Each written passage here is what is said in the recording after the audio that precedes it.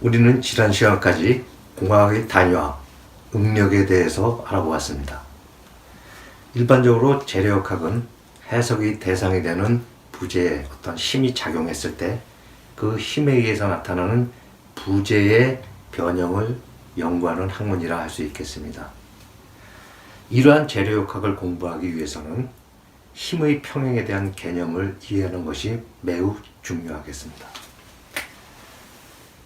힘의 평형이라는 것은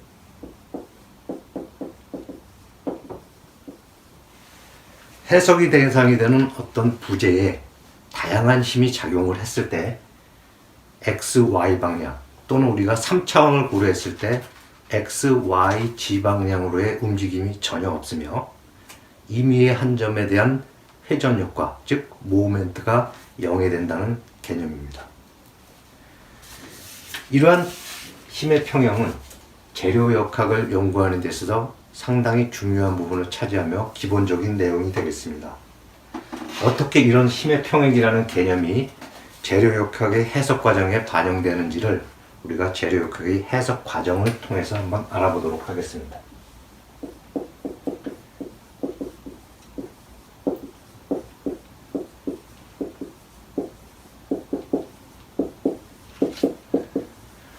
재료역학의 해석 과정은 보통 4가지 또는 5가지로 구분해서 설명할 수 있는데, 먼저 개의,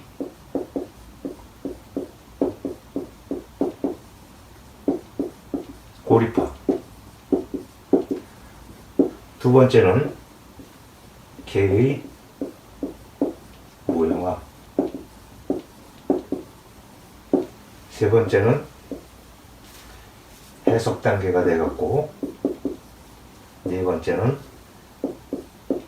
평가하는 단계가 되겠습니다.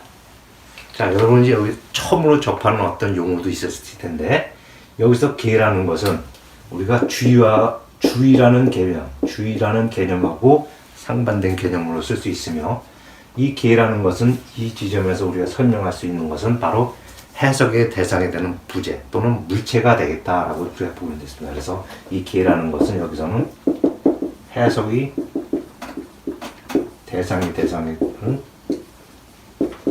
물체 또는 여기서 말하는 부재, 우리가 이렇게 설명을 할 수 있겠습니다. 이와 같이 우리가 관심이 대상이 되는 이런 개를 해석하기 위해서 어떤 환경으로부터 분리되는 과정, 그래서 개를 갖다 별도로 띄는 과정을 우리가 개의 고립화라고 그러고, 이러한 개를 해석 전 단계에서 매우 복잡한 그런 부분을 갖다 제거하고 일반적인 과정을 통해서 우리가 단순화시키는 과정이다. 이 단순화시키는 과정에서 우리가 많이 사용하는 것이 바로 자유물체도라는 개념입니다.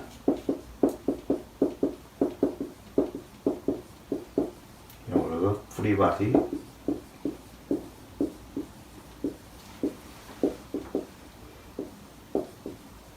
우리가 자유물체도라고 얘기를 합니다.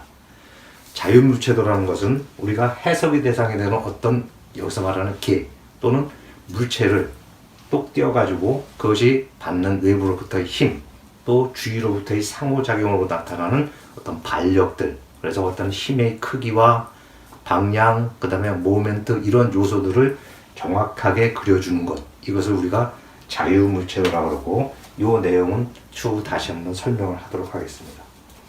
이런 자유물체도에는 모든 힘에 관련된 정보가 들어가기 때문에 이 자유물체를 토대로 해서 여기서 미지의 힘, 즉 우리가 궁금해하는 힘의 요소가 어떻게 나타나는지를 갖다 알아내는 이 단계가 바로 해석 단계가 되겠고, 마지막으로 평가 단계는 이렇게 이론적으로 나타난 개와 또 실질적인 개를 우리가 비교함으로써 이것이 만족하다 했을 때는 여기서 종료가 되겠고, 만약에 이게 만족하다, 만약에 이 단계에서 우리가 실질적인 개와 또는 우리가 이론적으로 바라본 이 개가 좀 약간 상이하다, 가정이 너무 많아서 어떤 현실적이지 않다라고 했을 때는 이것을 다시 피드백해서 1단계부터 다시 4단계를 반복하면서 이것이 실질적인 어떤 개와 우리가 이론적인 개가 어느 정도 일치됐다고 했을 때 종료가 되는 이런 상태를 보여주는 것입니다. 자, 여기서 재료역학의 해석 과정에서 이런 모형어와 해석을 통해서, 즉 자유물체도에 배경한 어떤 미지의 힘을 해석하는 이런 과정, 이것이 바로 위에서 언급된 힘의 평형으로부터 우리가 얻어낼 수 있는 그런 내용입니다. 그렇다면 앞으로 우리가 이 재료역학을 하는 데서 기초적이면서도 아주 중요한 그런 내용인 이런 자유물체도를 통한 해석 과정, 이것을 이해하는 것이 우리가 재료역학을 공부하는 데서 상당히 중요한 부분을 차지한다는 것을 인지하시기 바랍니다. 그렇다면 우리가 이런 자유물체도를 통해서 어떤 미지의 힘을 찾아내는 이런 해석 과정에 있어서 가장 중요한 것들이 어떤 것들인지 몇 가지 요소를 적용해보고 여기서 적용된 문제를 풀어보면서 여러분들의 이해를 도모시키도록 하겠습니다. 자, 첫 번째 모멘트입니다.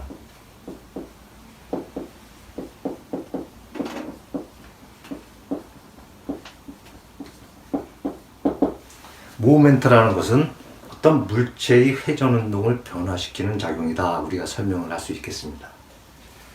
이런 2차원 평면상에서 어떤 강체가 이와 같이 존재한다고 봅시다. 여기서 강체 내의 임의점 O에서 R만큼 떨어진 지점에 이 위치에서 이 축 방향과 세타만큼의 방향으로 힘 F가 작용한다고 했을 때 이에 대한 모멘트를 우리가 한번 알아보도록 하겠습니다. 힘 F는 이 두 가지 성분으로 우리가 나타낼 수 있는데요. 이와 같이 축 방향과 우리 팔의 방향이라고 했었는데 팔의 방향의 성분인 F 버티컬과 그 다음에 그의 수직한 F 노멀 방향으로 나타날 수 있겠고, 이 버티컬은 보시는 바와 같이 힘 F의 코사인 세타 성분이요, F 노멀은 F의 사인 세타 성분이다 라고 우리가 나타낼 수 있겠습니다. 그럼 임의의 점 O로부터 그럼 FV는 회전 효과가 있느냐? 같은 축 방향이기 때문에 이것은 회전을 시킬 수 없다는 것을 여러분들이 잘 알고 있을 겁니다. 그렇다면 이런 팔의 길이 R로부터 수직 방향으로 나타나는 이 FN, 이것이 바로 우리가 말하는 모멘트, 즉 O점에 대한 모멘트의 크기는 팔의 길이 R과 그때 힘 FN, 또 다시 쓰면은 R과 F의 사인 세타 성분으로 나타났습니다. 일반적으로 모멘트는 스칼라량이 아니라 벡터량이죠. 그래서 이것도 마찬가지, 이거는 크기를 나타내고 이 모멘트에도 방향이 있습니다. 그래서 우리가 오른나사의 방향으로 우리가 설명을 할 때 여러분들 보시기에 이 손가락들이 전부 회전 방향을 가르치고 그때 엄지손가락이 가리키는 방향이 바로 이 모멘트의 방향이요. 이 2차원적으로 봤을 때 지금 여러분들을 향하고 있는 엄지 방향, 즉 2차원으로 봤을 때 반시계 방향으로 돌고 있어서 이렇게 싸고 있으면 아무래도 엄지손가락은 여러분들을 향하고 있을 겁니다. 이럴 때 우리가 이게 모멘트의 플러스 방향, 반대로 시계 방향으로 회전할 때는 바로 마이너스 방향으로 해서 엄지손가락이 바로 벽 쪽을 향해서 지나가고 있는 이런 과정으로서 그때 부호를 규약을 해같이 2차원적으로 봤을 때 반시계 방향을 플러스, 시계 방향을 마이너스로 보면 되겠습니다. 도식적으로 보면은 이 모멘트의 크기는 이 팔 길이 R과 힘 F가 이루는 이 평행사변형의 면적이다 라고 봐도 되고, 또는 여기서 Fn 성분으로 나타난 이 요소와 이 크기로 나타나는 직사각형의 넓이다 라고 해도 무방하겠습니다. 둘 다 이 모멘트의 크기를 나타내고 아까 방향을 여러분들한테 말씀드린 바와 같습니다. 한 예를 들어서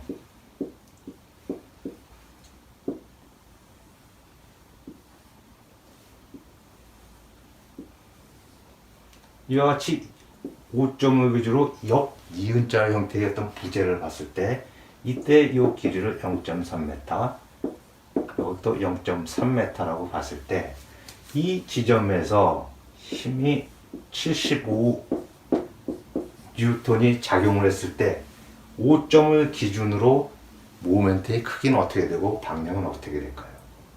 자, 여러분들 이 팔 길이는 바로 여기서부터 5점에서부터 힘의 위치까지 했을 때 이 거리를 우리가 R이라고 볼 수 있고, 여기서 R은 그 크기는 루트 0.3제곱 플러스 0.3제곱, 이것은 아마도 0.3의 루트 2 만큼의 길이가 나타날 것입니다. 그렇다면 이 팔 길이로부터 이 성분, 즉 이것은 지금 몇 도를 이루겠죠? 0.3m, 0.3m이기 때문에 이것이 45도요.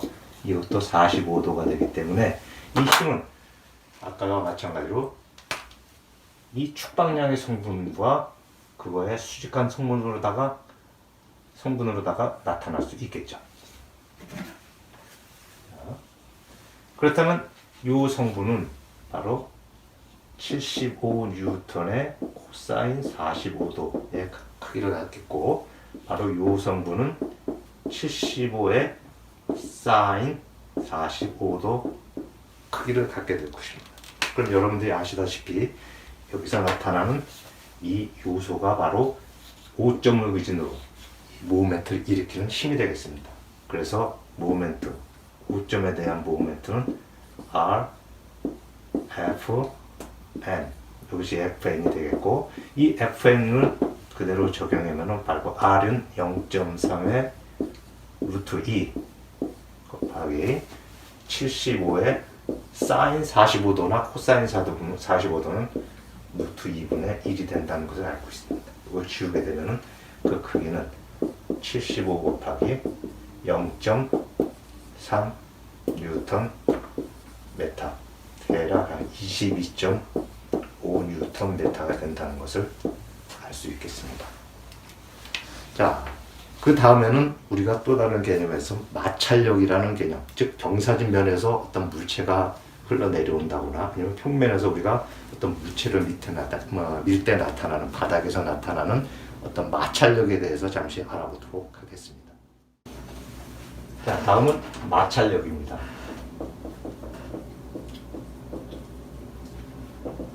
마찰력은 우리가 어떤 운동 방향을 방해하는 그러한 힘이라고 우리가 나타낼 수 있는데, 우리가 바닥에 있는 어떤 물체를 밀어준다면은 이 물체는 처음에는 정지하면서 움직이지 않으려는 그런 특성을 갖고 있습니다. 그건 바닥에서 갖고 있는 어떤 마찰 계수와 그 물체의 하중에 의해서 나타나는 마찰력이라고 우리가 설명을 할 수 있습니다. 그래서 일반적으로 마찰력이라는 것은 어떤 마찰 계수와 그 면의 수직으로 작용하는 힘이다, 이렇게 나타날 수 있겠습니다. 좀 더 깊이 들어가면은 이것이 정지마찰 개수냐 또는 동마찰 개수냐, 그에 따라 나타나는 정지마찰력이냐 동마찰력이냐 우리가 이렇게 나타날 수 있는데, 여기서는 그냥 간단하게 마찰력이라는 것은 마찰 개수와 그 면의 수직으로 나타나는 어떤 힘 또는 무게라고 우리가 볼 수 있겠는데, 여기서 N이라는 것은 면의 수직으로 나타나는 힘 또는 무게, 이렇게 설명할 수 있겠습니다. 예를 들어서 100N의 무게가 있다. 그렇다면 이것은 중심으로부터 이와 같이 100N의 무게가 있고, 이 물체의 바닥에서 나타나는 마찰 개수가 0.02다 라고 했을 때 이 마찰력을 구하시오, 즉 이 물체를 이렇게 밀어줬을 때 마찰력을 구하시오 라고 하는, 우리가 이것을 똑 띄어서 한 개를 똑 띄어서 나타나는 힘은 이와 같이 100N이란 자중과 힘 F, 또 이때 나타나는 면의 수직으로 작용하는 힘 N이 있을 것이고, 그 다음에 이 운동 방향에 반대되는, 즉 운동을 방해하는 성분으로서의 마찰력이 존재할 것입니다. 그렇다면 이 마찰력은 어떻게 구하느냐? 바로 이 미와 수직 성분인데, 수직 성분인 이 N이 얼마가 나타나느냐? 여기서 우리가 축을 X, Y 축으로 나타났을 때 이것과 이것이 평형을 이룬다면은 N은 100N이 될 것이다 라는 것을 알고 있죠. 자, 그렇다면 이 FK라는 것은 마찰 개수가 0.025, 그때 면의 수직으로 작용하는 힘, 이 힘이 100N이기 때문에 이것은 2N이다 라고 우리가 볼 수 있겠습니다. 이와 같이 마찰력을 구할 수 있겠습니다. 자유물체도에 적용되는 기계의 요소의 힘에 대해서 알아봅니다.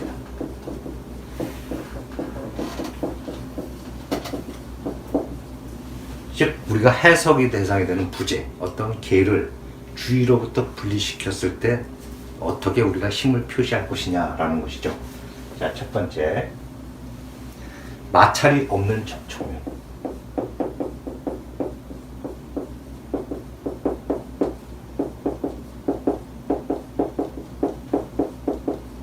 뭐 뮤가 제로다. 또는 우리가 롤러.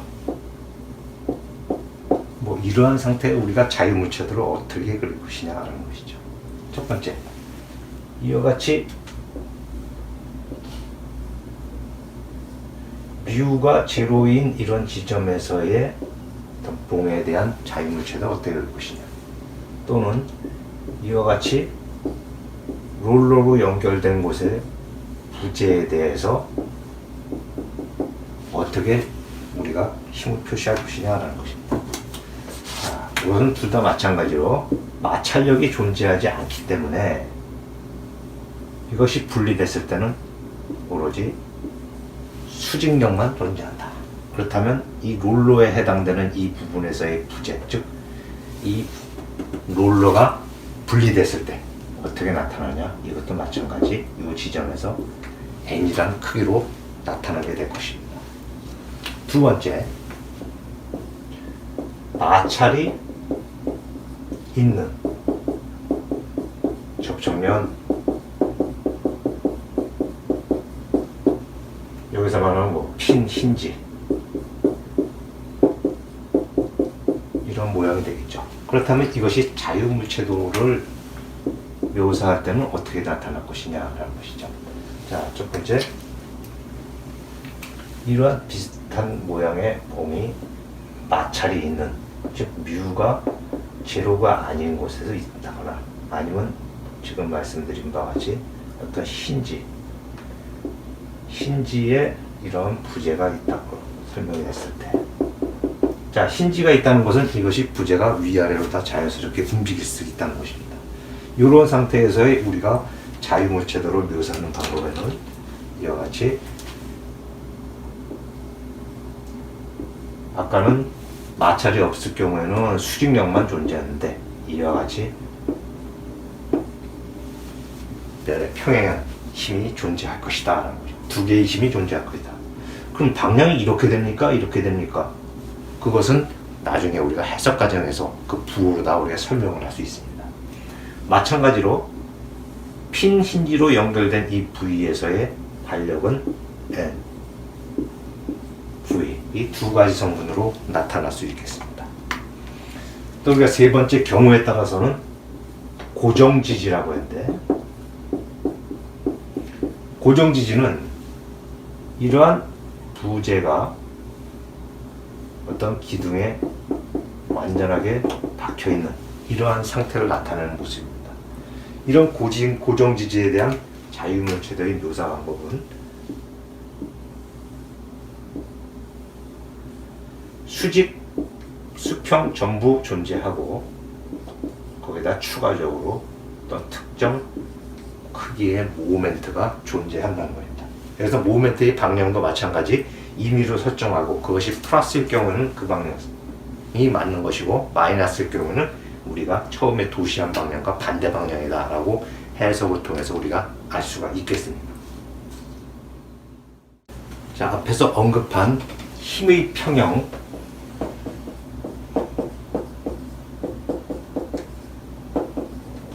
이런 힘의 평형을 이루한 조건은 어떻게 되느냐? 물체가 완전히 정지해 있는 상태다 라고 우리가 한마디로 설명할 수 있습니다. 그것은 다른 조건으로 표현한다면 어떠한 방향으로의 힘의 합은 0이요. 임의의 어떤 점에서의 모멘트, 우리가 Z축을 중심으로 했을 때 이 모멘트, 즉 회전 효과도 0이다 라는 것이 힘의 평형 조건의 필요 충분 조건이라고 우리가 볼 수 있겠습니다. 그렇다면 아까도 말했지만 우리가 이것이 2차원이냐 3차원이냐에 따라서 다른데, 우리가 본 과목에서는 2차원을 구했을 때 2차원의 해석에 있어서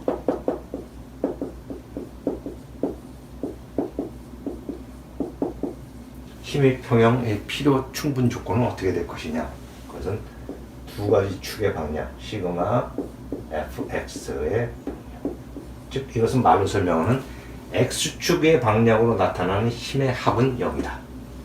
그리고 fy 방향의 힘의 성분도 합이다. 자, 이것은 오어가 아니라 AND 개념이 되겠죠.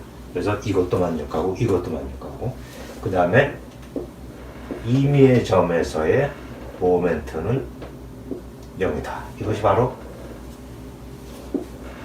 2차원 해석의 핵심적인 내용입니다. 우리가 재료역학의 해석 단계에서 보면은 우리가 자유물체를 통해서 미지의 힘들을 찾아내는 그런 과정을 우리가 해석이라고 했는데, 바로 자유물체도를 우리가 올바르게 그리고 그 자유물체도를 통해서 이 세 가지 조건, 2차원 같은 경우 x, y 방향으로 힘이 합이 0이다. 또 임의의 점에 대해서 모멘트가 0이라는 이런 조건으로다가 우리가 해석을 하며 미지의 힘을 찾아낼 수 있습니다. 그럼 우리가 몇 가지 예제를 들어서 과연 이것이 어떻게 적용되는지, 힘의 평형을 통해서 우리가 미지의 반력을 어떻게 찾아내는지를 한번 알아보도록 하겠습니다. 자, 여러분들 교재에 있는 예제 1-8번입니다. 보시는 바와 같이 이 부재는 A 지점에서 핀 힌지로 지지되어 있고 B 지점에서 롤러로 지지가 되어 있습니다. A 지점으로부터 0.7m 떨어진 곳에서 2kN의 하중을 받고 이 부재의 자중은 700N이다 라고 나와 있습니다. 자, 부재의 자중이 표시가 된다면은 이 부재의 중심 부분에서 이와 같이 중력 방향으로 그 무게가 작용이 된다 라고 여러분들이 아시면 되겠습니다. 만약에 문제에서 부재의 자중이 고려 안 됐을 경우는 여러분들이 이것을 표시 안 해도 되겠죠.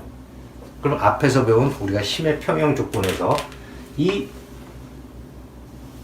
즉 해석의 대상이 되는 이런 부재에 대한 자유물체도, 즉 모형화를 할 필요가 있겠다. 그럼 이 옆에서 그대로 한번 따보겠습니다. 여기가 A 지점이고 여기가 B 지점이다. 여기서 작용되는 힘은 이 A 지점으로부터 0.7m 떨어진 곳에서 2kN, 또 이 부재의 중앙 여기가 0.5m가 되겠죠. 0.5m에서 700N이 있겠다.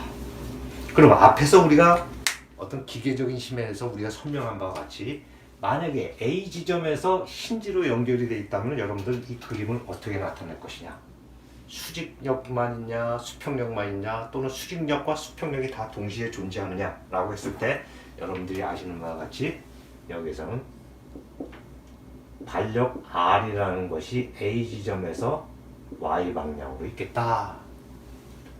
또 이와 같이 R 반력 A 지점에서의 반력인데 이것은 X 성분으로 있을 것이다.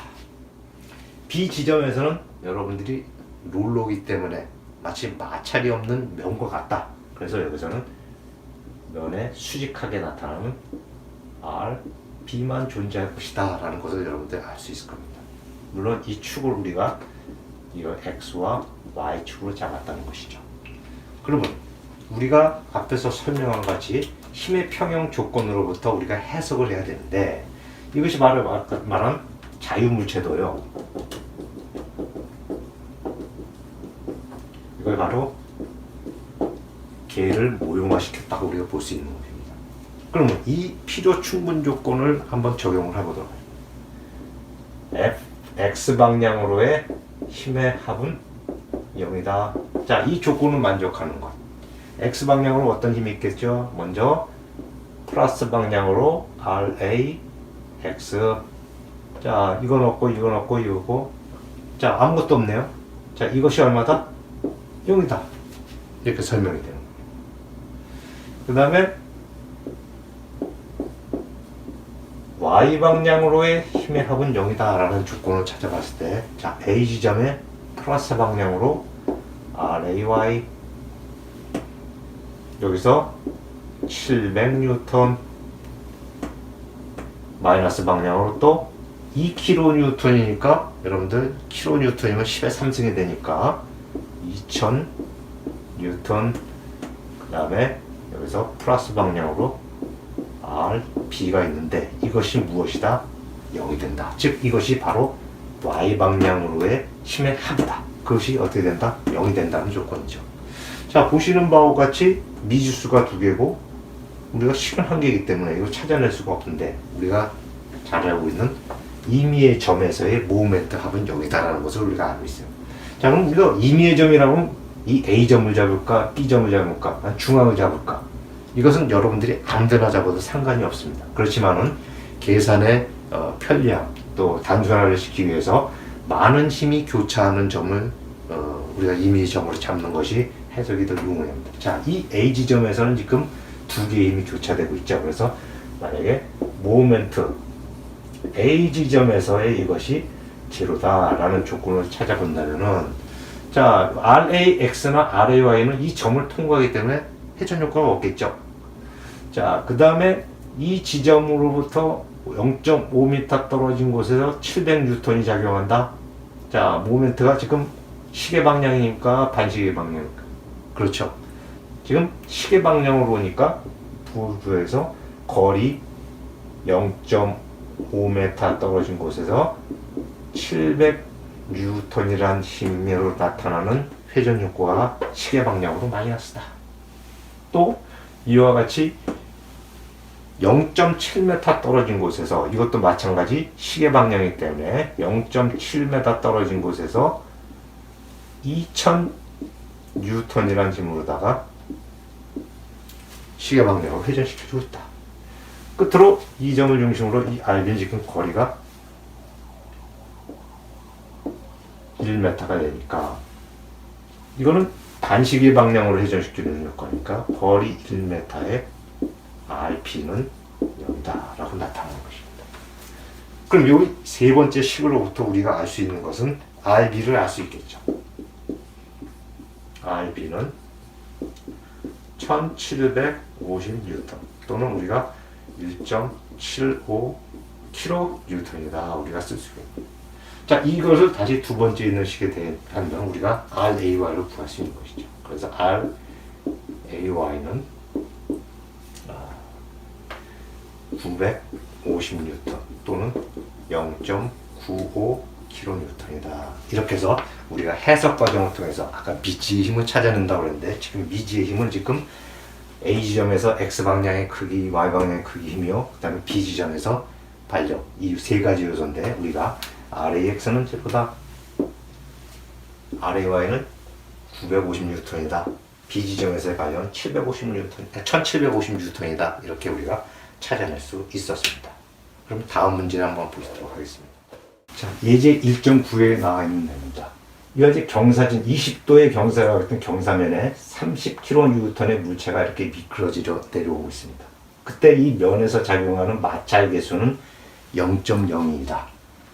자, 이 미끄러지는 것을 방지하기 위해서 밀어줘야 되는데, 그렇다면 이 밀어주는 힘 F는 어떻게 될 것이냐라는 것이죠. 여기서 바로 이제 마찰력과 관계되는 그런 내용이 되겠는데, 이것도 마찬가지 물체에 대해서 자유물체도로 그려보면은, 원래 이 30kN이라는 힘이 여기서 작용하고 이것을 갖다 미끄러지지 않게 해주는 힘이 있는데, 이것이 얼마냐는 것이죠. 그렇다면 여러분들이 아시다시피 이 축을 이동을 해서 마치 이것이 X축이 이 경사면을 따라해주고 그 수직하게 Y 방향이 있다면은 이 30kN은 이와 같은 분력으로 나타날 것입니다.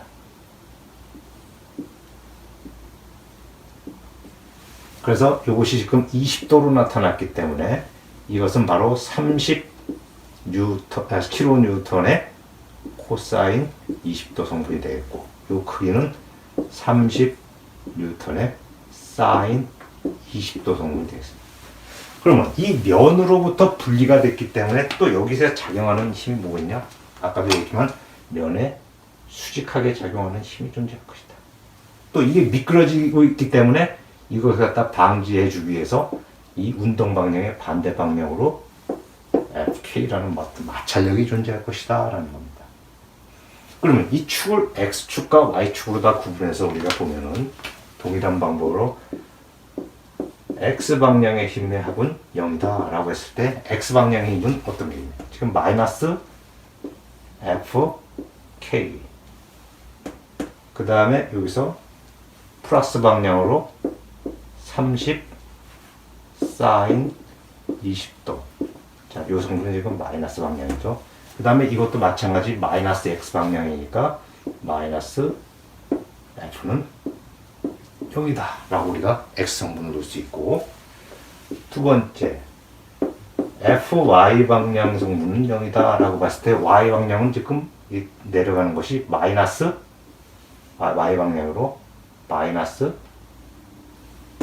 30 코사인 20도 성분이 있고, 이 반려구 n이라는 것이 바로 존재하겠죠. 이것이 제로가 된다. 그 다음에 이 관계를 통해서 우리가 알 수 있는 것은 n이라는 것은 30 코사인 20도 이렇게 돼서 우리가 구할 수 있는 건 28.19 kN이다. 자, 우리가 단위를 끝에 꼭 써야 되는데 우리가 중간 단계에서 단위를 쓰지 않았다면 마지막 계산이 종료된 다음에 꼭 바로를 넣고 단위를 써줘야 되는 것이죠. 그렇다면 여기서 우리가 FK는 어떻게 되냐? 마찰계수와 바로 면의 수직으로 작용하는 힘이죠. 자, 그렇다면 우리가 마찰계수는 지금 0.0으로 주어졌고, 그 다음에 n은 이와 같이 구해졌으니까 우리가 무엇을 찾을 수 있냐? 이 지지할 수 있는 힘을 찾을 수 있는 거죠. 그래서 FK는 0.02 곱하기 28.19, 이것을 바로 이 FK에 집어넣는다면 우리가 이것이 미끄러지지 않으신 F를 갖다 구할 수 있는데, 이거는 그것에 나온 것처럼 9.7 kN이 될 것이다 라는 것입니다. 자, 우리가 계산하는 데서 여러분들이 직접 계산기를 가지고 풀어보는 것이 매우 중요합니다. 이 단위를 갖다 여러분들이 인지하기 위해서 몇 번 틀려보는 것이 여러분들의 문제를 잘 풀 수 있는 그런 방법이기도 합니다. 다음은 이와 같이 집중하중과 보시는 바와 같이 등분포 하중으로 이루어진 이러한 문제에 대해서 한번 알아보도록 하겠습니다. 물론 여기서는 자중은 고려하지 않는다라고 봤을 때 이또 마찬가지 A 지점에서 힌지로 연결되어 있고 B 지점에서 롤러로 연결이 되어 있다. 이때 A, B 지점에서의 반력 RA와 RB를 구하시오. 물론 여기서 여러분들 알다시피 A 지점은 힌지이기 때문에 수직 수평 성분의 힘이 존재할 것이고, B 지점에서는 롤러가 있기 때문에 수직력만 존재할 것이다 라는 것은 앞선 문제에서 여러분들이 다 알고 지내왔던 내용입니다. 여기서 핵심적인 것은 그럼 이와 같이 등분포 하중이 적용되었을 때 이 등분포 하중은 kN/m 또는 Nm로 단위 거리당 작용하는 힘이 어떻게 되느냐? 그렇다면 이 등분포 하중을 집중 하중으로 표시할 때는 어떻게 되느냐? 여기에 바로 해당되는 거리를 곱해주고 그 작용하는 지점은 이 등분포 하중의 중앙 지점에서 작용을 한다라는 내용만 아시면 여러분들 이 문제를 쉽게 해석할 수 있을 것입니다. 그럼 여기서 같이 A, B라는 이런 봉이 있는데, 여기서 A라는 지점과 B라는 지점에서 작용하는 어떤 힘들을 그려놓은 자유무채도를 한번 그려보도록 하겠습니다. 지금 여기서 어떤 힘이 작용하냐? 5m 지점에서 10kN 작용하고 있겠죠?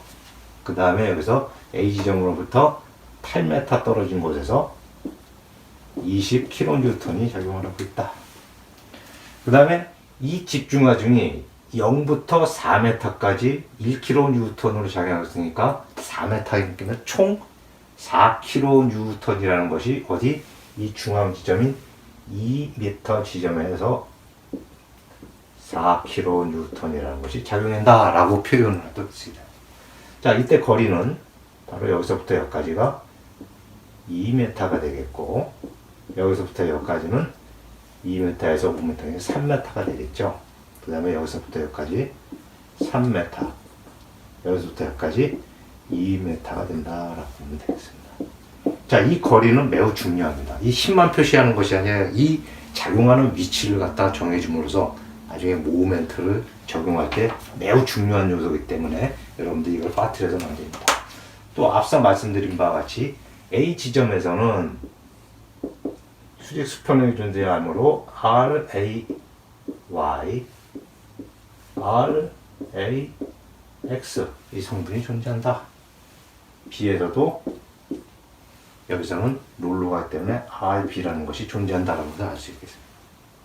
자, 이와 같이 핵심적인 것은 이러한 등분포 과정을 집중화중으로다가 만들어서 어느 위치에서 작용시키느냐, 이것이 매우 중요한 요소가 되겠고, 이러한 작용되는 힘들의 그 거리를 명확하게 표시하는 것이 바로 자유물체들에서 빠뜨려서는 안 될 중요한 요소가 됩니다.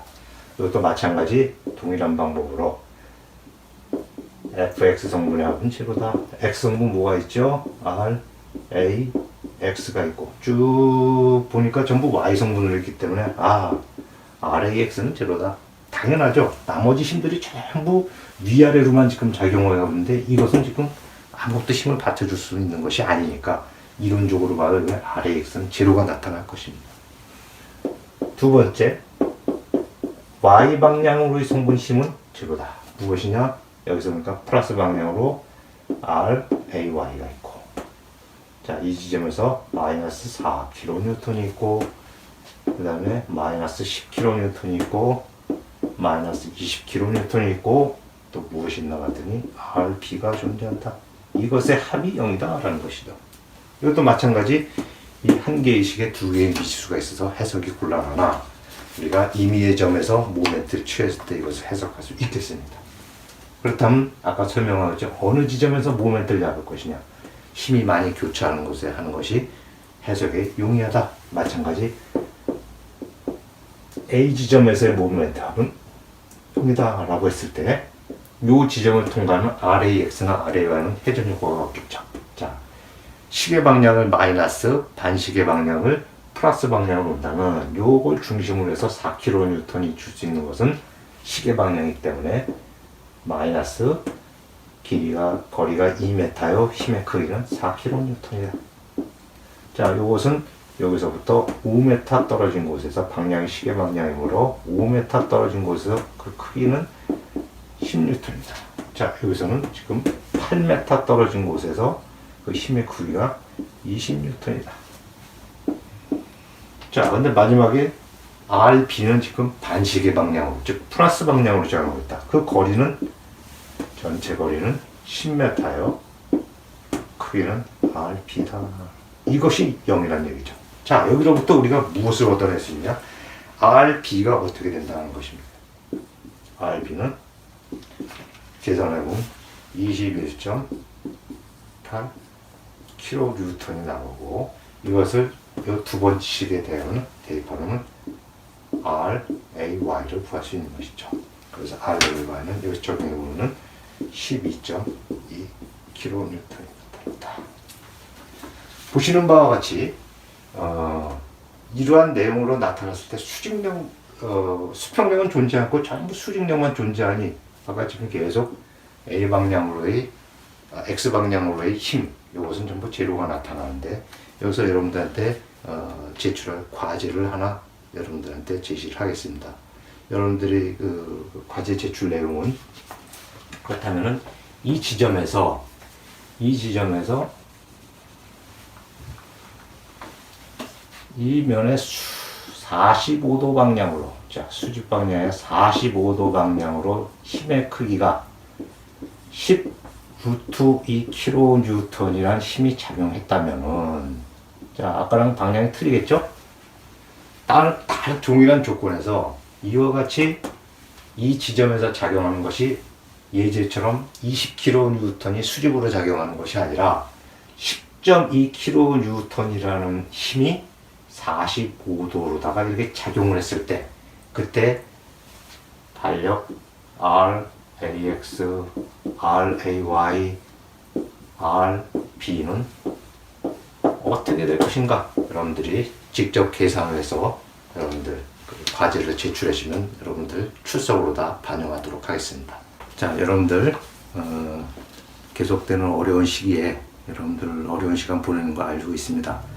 여러분들 강의 듣느라고 고생했고 물론 이제 과제는 여러분들 지난번에 말씀드린 것처럼 그 파일을 본인의 이름의 파일로 다 파일명으로 다 해서 제출해 주시고 어려운 시기에 여러분들 건강관리 잘하면서 우리 또 강의실에서 만나서 그 수업할 것을 고대하면서 여러분들 건강하게 잘 지내시기 바랍니다.